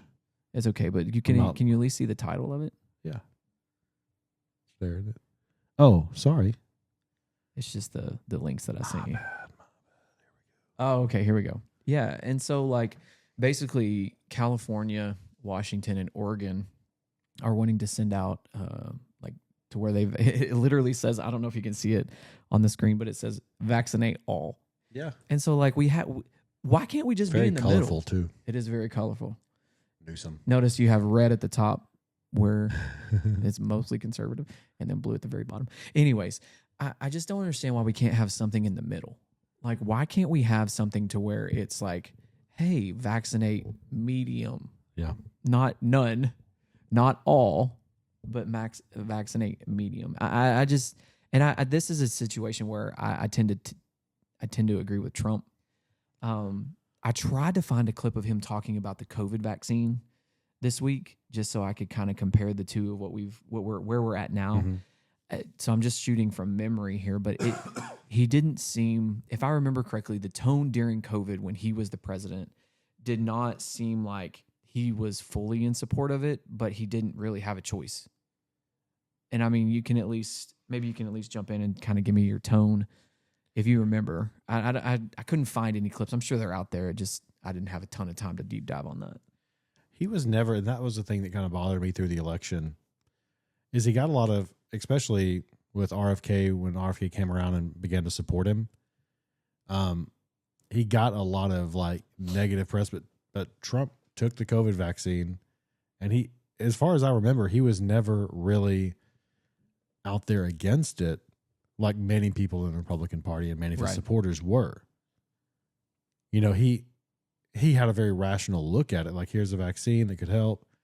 But at the same time, when he got it, you know, they showed him there without his tie and jacket on, but still there in his white press shirt at the end of the conference table working from the hospital, you know? Yeah. Remember that clip? So yeah, I do. He was like, hey, we have a vaccine for this, and the gain of function research and the lab leak, like, there's something to that. But at the same time, for a lot of people, this is going to be a really bad cold. And I'm still here working. Yeah. And I'm 70-something years old. And I think, too, like, COVID is going through the schools right now. I don't know if you are aware of this. Yep. And yeah, it's like back to school, back to virus. And I've noticed a couple of things that are different. Again, I'm not a doctor. I'm just an observer of about 1,000 high school kids. They seem to be sick for about 12 to 15 hours. And it's fever, different various things. And then they're right back, which is normal for this time of year. Yeah. I mean, it could be the flu. Like one of our kids got sick and was running a high fever, so we took her to the doctor, and the doctor was like, well, she doesn't have strep, she doesn't have the flu, but if you want to test her for COVID, she'll probably test positive. If you have if you have one at the house, you could probably test her and she'll probably test positive. So it was like, if there's nothing you can do about it, you can't, we took vitamin C, took zinc, made sure we doubled up on the daily vitamins, and then I didn't realize it was going around, but I had a little cold. I 100% had it. I think I probably had it. Yeah. I think we both had it on the same night because we were both like sniffling and I kept going over to the side and like wiping my nose. I'm pretty sure I had COVID that time. I found out and it lasted for a couple days, but it really just felt like allergies to me. I never ran a fever. I don't know if fever's a thing. I did not run fever this time, but so I didn't. That's kind of my test of if I'm going to try to isolate. But and then I found out a few days later, like, oh yeah, this kid had it at school. Like one of my kids probably was like a carrier, but never showed any symptoms or something. Got it from school and gave it to me or whatever. But again, but I still did my things. Putting a bow on the conversation, okay? We're continuing to talk about Florida, the ending all vaccine mandates, and then California wanting to vaccinate everybody and their dog. At some point, we have to come to an area of like, okay, we're going to try this for a certain period of time and then see the results. And if we can't do that, like you can't have Elizabeth Warren this week. I don't know if you got on our TikTok or not, but I posted the part of the interview, the 2 parts of it, of like literally she's just screaming at him the entire 6 minutes of her time. And then he can't even get a word in, even though he's supposed to be allowed to get a word in. And he's getting frustrated and he already has a raspy voice. And so like it's just mind-boggling. And then you have Bernie coming out like the next person who's supposed to speak, and he says, everyone in this room is taking money from Big Pharma, including myself. Yeah. And he's like... Because that's what RFK called out Elizabeth Warren about. He said, you're taking this much money from Big Pharma. And he's not wrong. And so that's where I go back to what Tim Dillon was saying, is that crony capitalism to where everyone is intertwined with everybody. And then to put a bow on this is why we need term limits. Yeah. This is why we need to have term limits, because if Big Pharma or whomever is trying to get into the pockets of the political parties, if they are able to, at least it's only for a short period of time. It is, yeah. Like I was also listening to a commentary today about like who is going to run for president and where does J.D. Vance and Marco Rubio and DeSantis fit in compared to AOC and Gavin Newsom and Bernie. And like, as I go through all of them, with the exception of J.D. Vance, because I don't know exactly how he fits in this all just yet. Like they were talking about AOC is now one of the wealthiest political senators. Congresswoman, sorry. And I just think that like they're all corrupt. And they're all liars, including the ones that I like. Yeah. And so how do you fix that? Well, it starts with term limits. Red pill of politics. Thanks. I appreciate that. You take the red pill of politics, you realize they don't really even care about the stuff they're saying they care about. They don't. But if they say they care about it, like same thing with DeSantis and this vaccine thing. Do you think his kids weren't vaccinated? No, they're all Do you think vaccinated. he doesn't want his grandkids vaccinated? No, he does. But this is what gets him votes and gets him in the picture, because he's term limited as governor and he's got to go do something else. And like I'm glad he's a great conservative guy and has appeared to be a great governor. That's awesome. But I don't agree with it. It feels political. That's what I mean. Like, I understand we have politicians that run our states and run our country, but you expect from them to govern once they get elected, for that to be their job. This feels like DeSantis not governing what's best for his state, but looking for his next gig.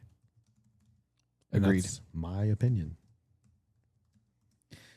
I mean, and piggybacking off of that, we're not going to talk about this today because we don't have all the bills yet, but the Texas Senate and House just closed their second emergency session, we will talk about House Bill 8, which is the STAR test at maybe not this week. We'll see if he signs it because he's supposed to sign it either Monday or Tuesday to see if he signs it. But if he does sign it, we'll discuss that. But I wanted to just kind of give a precursor that is coming down the pipe. Yeah. Changing gears a little bit now, just a slight update on the economy. There's a big decision that got some press, but I'm kind of surprised that I'm not hearing more from the liberal media about the federal circuit. So there's all the circuit courts throughout the country. The one for the federal circuit, so the one for Washington, D.C., struck down almost all of Trump's tariffs as illegal. And it's which is lunacy to me. Yeah. I don't know your opinion on this yet, but I'm just going to put that out there. That sounds wild to me. Yeah, but I think it's got some legs. It's going to go to the Supreme Court. It's going to go to the Supreme Court quickly because it's been stayed until October 14th to give Trump time to appeal. But he did it under the IEEPA, which is the International Emergency Executive Powers Act. Yeah, that's what that stands for. Okay. Yes, that's correct.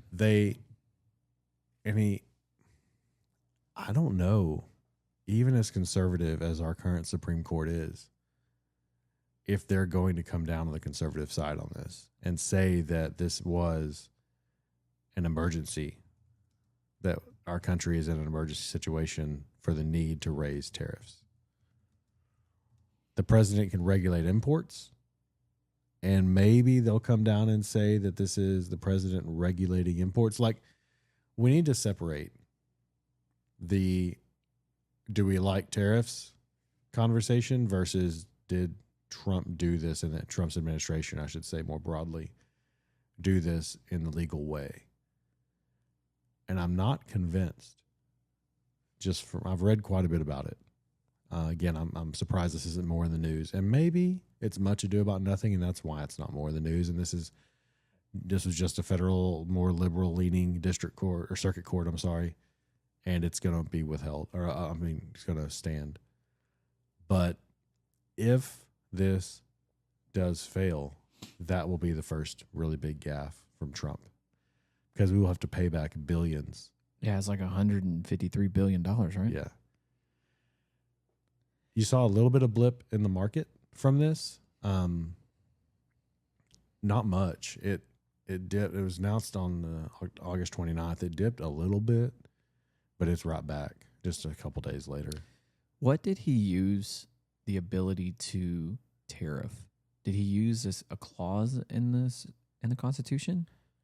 No, it's in this Emergency Powers Act. Emergency Powers Act. Okay. It basically gives the president, and you want the president to have certain powers in an emergency, so you don't have to wait on Congress. Right. Or, like, say you have a major attack on the country and, like, half of Congress is obliterated. You want the president to be able to come in and act and do things for the country.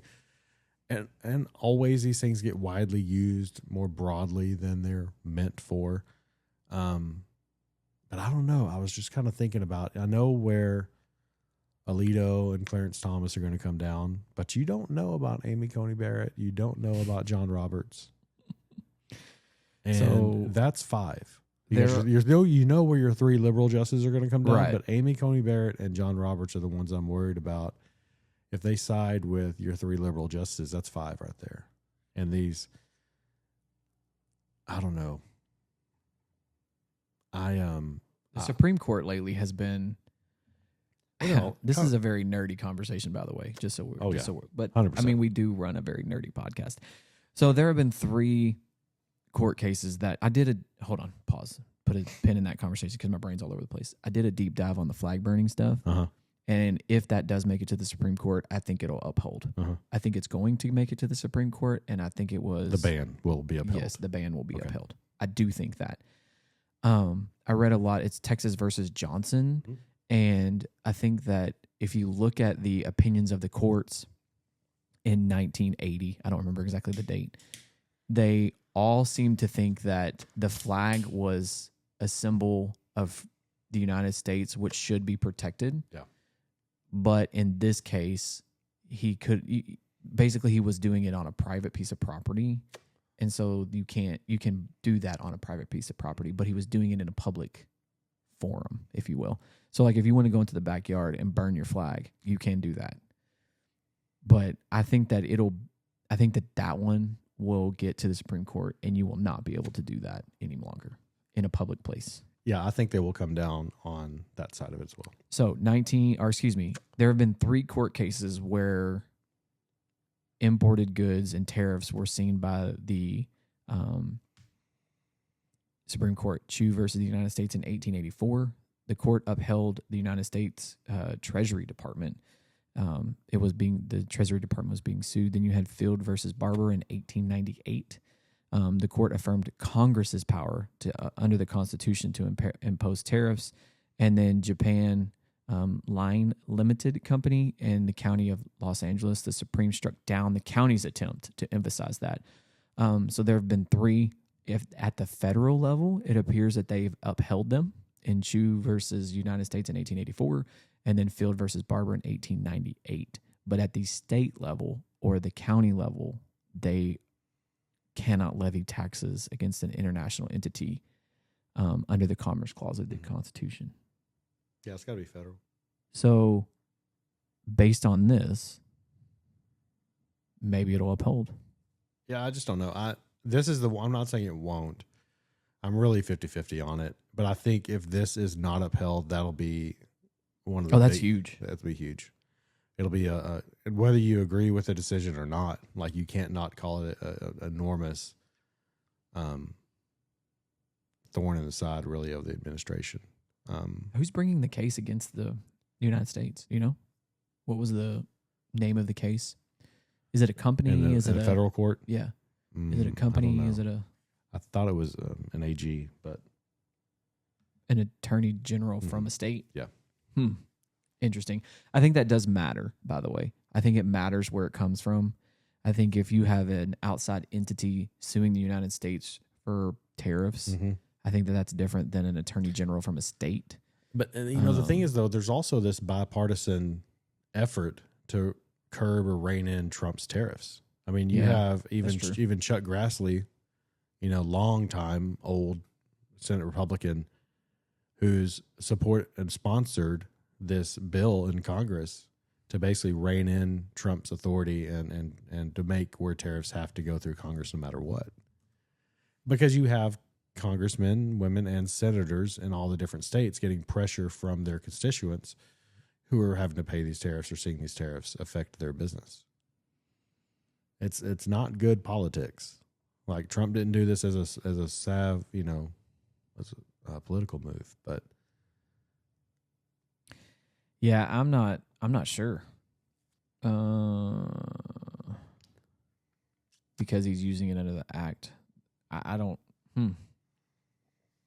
I need to think through that more before I have a hard opinion. That's what I mean. I'm not necessarily talking about tariffs, good, bad. I'm just saying the way Trump did it under the authority that he used to do it, I'm not 100% that's going to stand. It's just my opinion. Hadn't thought about it like that. And the Supreme Court, I wish I could think of specific examples right now, but this particular court loves to uphold or strike down things that were done the wrong way. Yeah, that's true. That's a valid point. Whenever the Republicans brought the suit against Obamacare, and that was a different court back then. I'm not saying it was the Supreme Court, this current makeup of the Supreme Court. They brought the case. Of course, John Roberts was on the court then. He was Chief Justice then, and saying that this was illegal because it was a tax. And basically the court agreed, said, yeah, you're right. But the way you brought this suit, I don't remember the specifics of it, we have to deny it because of how you brought the suit, like you don't have standing or something. I think there's a pitfall here. We'll see. We'll see how it goes. Other economics news: Trump fired a Federal Reserve Board governor, Lisa Cook, for fraud. Did we talk about this lady? No. Okay. Not yet. What was the other lady we talked about? Wasn't there another lady we talked about that was on the Federal Reserve Board? Yeah, she a was new like one. She was like a small banker kind of lady. Yeah. Community bank. This is Lisa Cook. It is not disputed that she committed fraud. Everyone agrees she committed fraud. Okay. And like no one's disputing that. She claimed 2 primary residences. She took tax advantages from claiming 2 primary residences in 2 different states.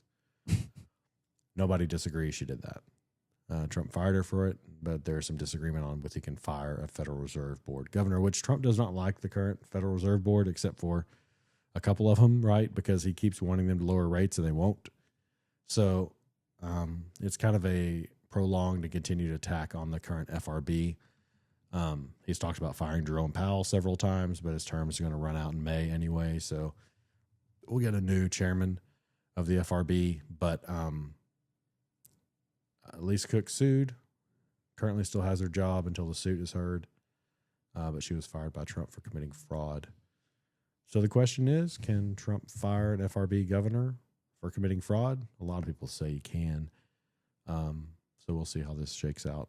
And he can appoint the board. Yeah, he'll get to appoint this replacement. Yeah. And this is a more left-leaning, certainly liberal member of the FRB. So it gives Trump an extra appointee by firing this Lisa Cook to appoint someone else. And then you get a new chairman when Jerome Powell's term ends in May.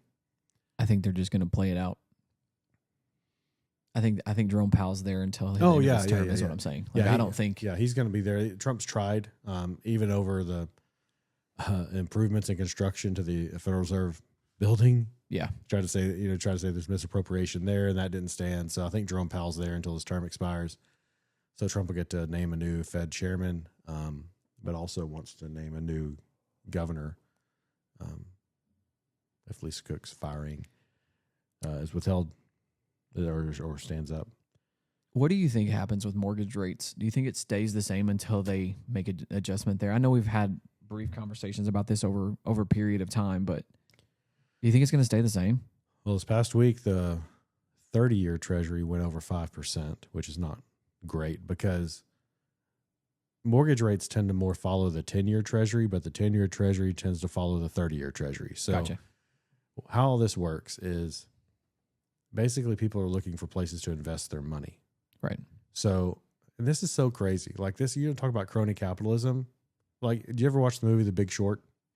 It's been a minute, but I have seen it. Watch it again. Okay. That is a hilariously written, great movie that is basically a documentary, and it's true. Like, names weren't even changed. Names are the same. But of the mortgage crisis of 2008, but it really gives a documentary style look at what actually happened and why it happened. And I don't know if everyone knows this, but when you get a mortgage, you can go down to the local community bank and get a mortgage and your loan stays at that bank and that bank owns your loan. That's extremely rare because banks don't want to own loans with 30-year fixed rates because rates change. Right. And so if they're all of a sudden having to pay out 5% on CDs, but they've got you a 2.5% mortgage rate over here, then they're upside down. That's how banks go under. So they don't want to hold that. So they sell them.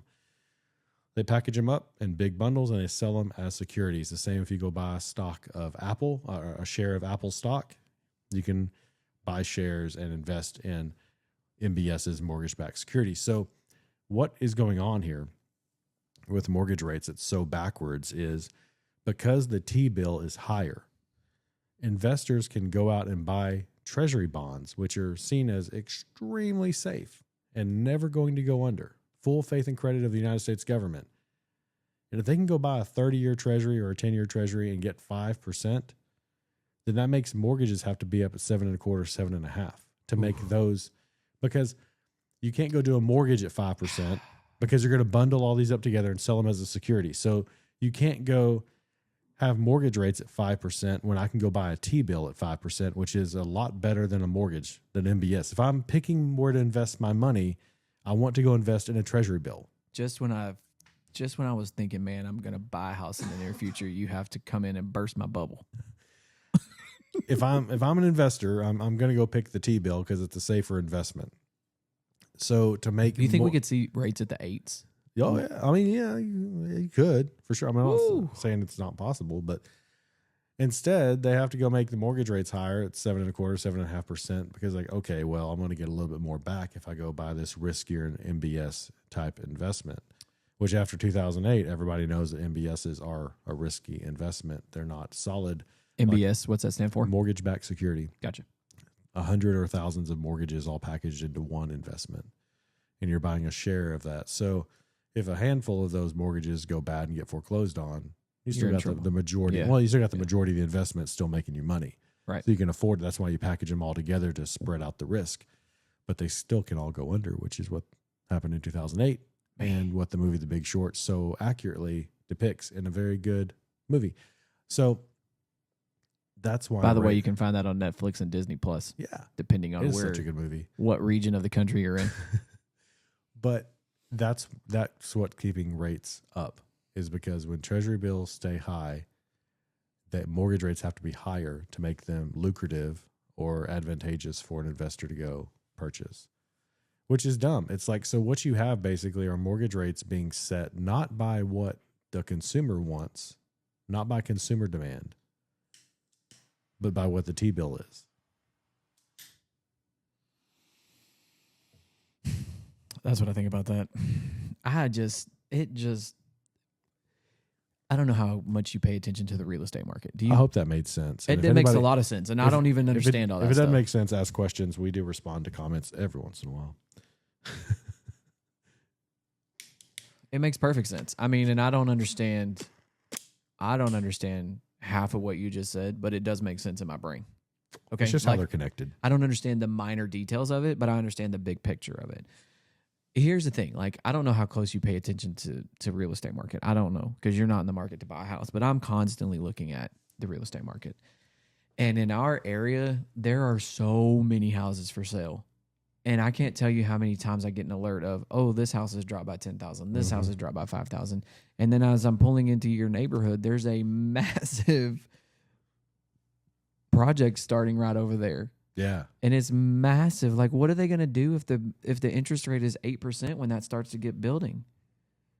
I mean, I realize that the mortgage companies are like, your builder can finance it, but I mean, they're just buying the rate down. They can do that. But I you pay for it up front. But the cost of a home is not going down.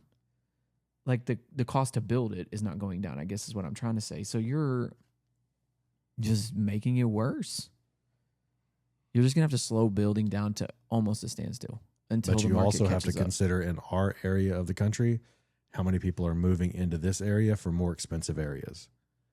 You have people selling their houses in California, able to almost buy, or sometimes in this case, buy a house for cash. Right. Here. I'm aware of that. So in that respect, like, if you can sell it for this price, like, the builder doesn't care who they sell to. They're not trying to sell to people around here.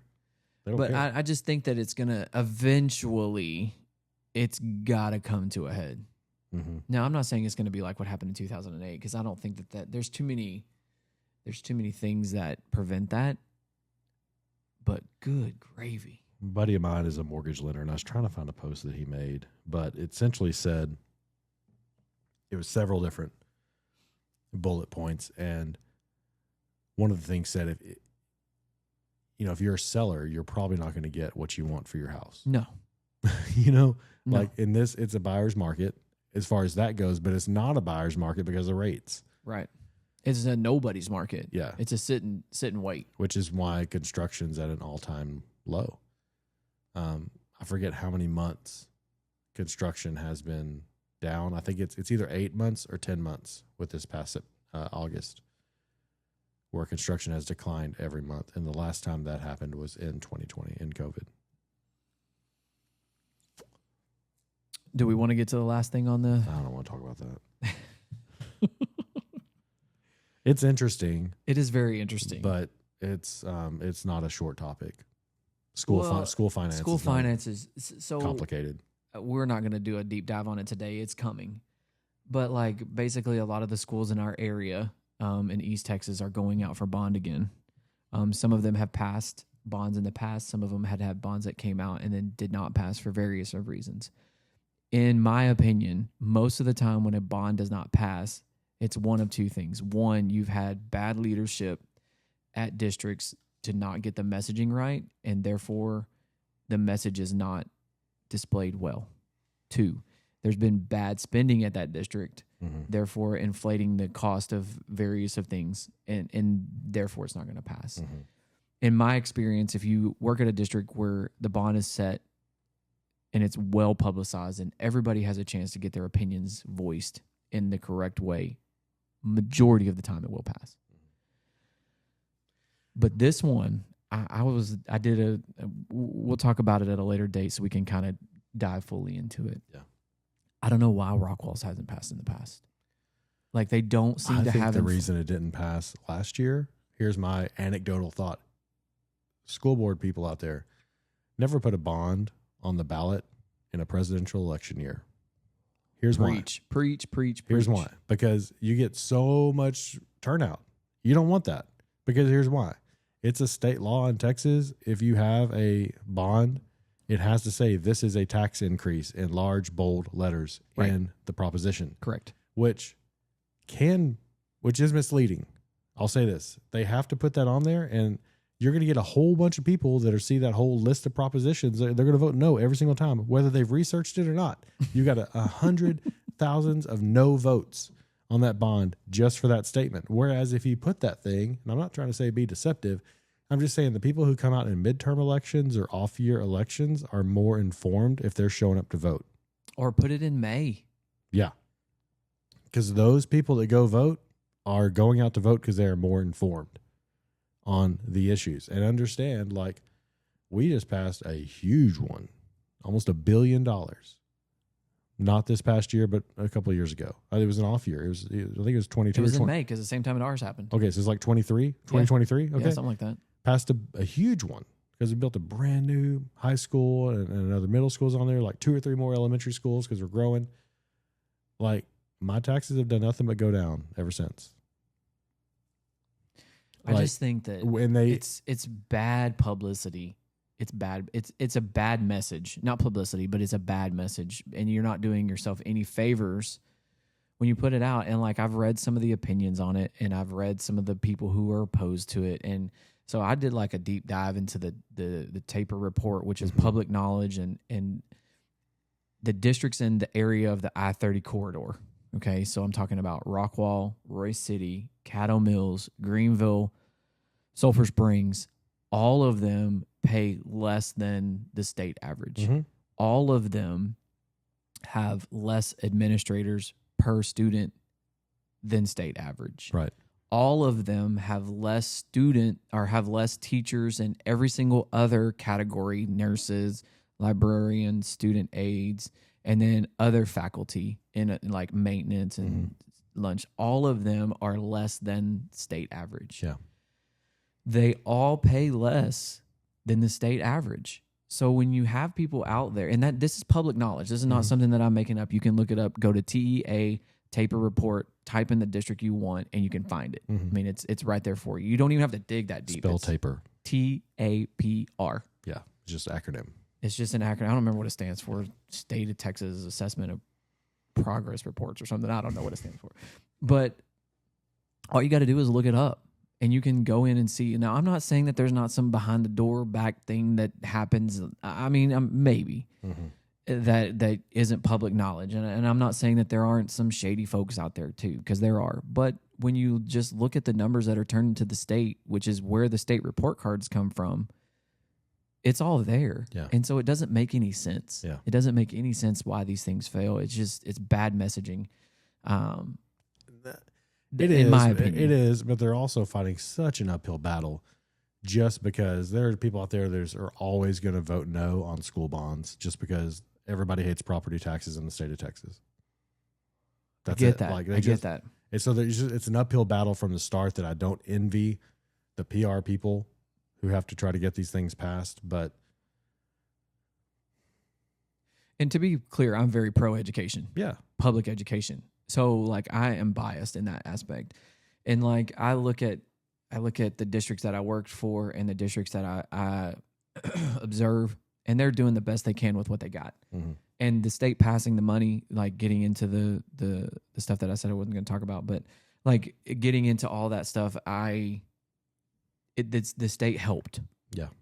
But it wasn't enough. Yeah. Especially in districts that are growing at a high rate, that are higher than the state average. They need money, especially now. this is not going to make any sense, but it makes sense in my brain. If this one in the school district we're talking about doesn't pass, I will be shocked but not surprised. Yeah. like for it to come around 2 years in a row and not pass, I'll be shocked. But at the same time, there is so much pushback on this one. But like, here's my challenge to people who are opposed to this. Sign up to sub. Yeah. Sign up to sub. And because they need subs. Okay. If you don't want to sub, just go to the principal of the school and say, hey, this bond is coming up. This is my local school. Can I just walk around with you? Mm-hmm. And then walk around and have them explain what they're going to do. Mm-hmm.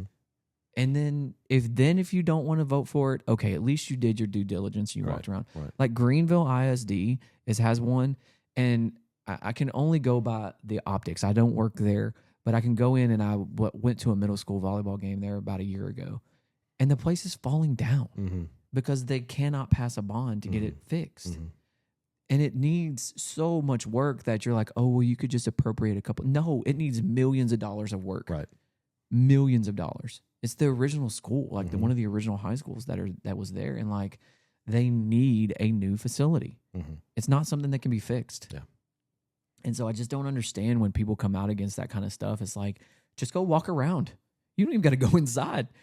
Go outside and just walk around. Go attend a volleyball game. Go attend a basketball game. Go attend a football game and see the issues that are there. And you'll be like, okay, yeah, I can see where we need to spend some money to fix this. And so what I don't get is like the majority of the people that are voting on that have kids in that district or have had kids in that district. And that's what I mean. I guess they do need to go walk around, because do you not know the building your kids are going to school in? Yeah. Like how you vote no on this whenever you go walk into this place and see it like that? Yeah. And I realize that there will be opposing sides to that take, but it's a public service too. And so that's kind of my 2 cents on it. We'll hop into the how do you say that? Vader? They're calling it the Vader. Ooh. The Darth Vader. The Darth Vader. Vader. That's not good either. They should name it something else. We're not PR people, but let me help you out a little bit. Calling something the Vader. That is not. That's too close to a bad. That's Sith language right there. And here's another side of it. Like, even if a school is just wonderful and manages every single one of their dollars great, they have to pass bonds to build stuff, y'all. That's how schools and governments do things. They can't go out to the bank and get a loan to build their school.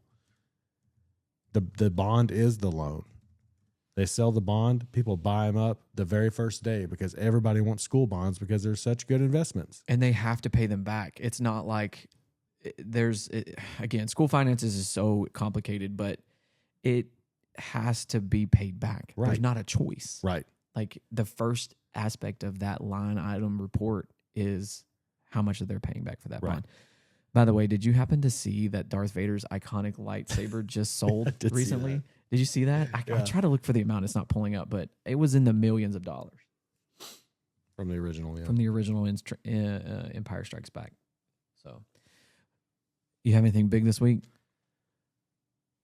Just, we got a little cooler weather. Oh, it's been so nice. I know. Okay, pulled up $3.6 million. $3.6 million. That's a lot of money for a movie prop. Yeah. But it's iconic. No, man, we're just sportsing this week and getting back into the groove of things. A little cooler weather. I just noticed we're both wearing gun hats. Yeah, we're probably gonna get flagged for that. Nah. I've worn this one before. Okay, I wear it regularly. It's a Black Rifle Coffee hat. Put it in my thing. I love their gear. It's good stuff. It lasts well. It lasts a long time and it holds up. But yeah, we're the same thing. I have to work a middle school B team tournament this weekend. I'm thrilled about that. Fun times. It's fun though, because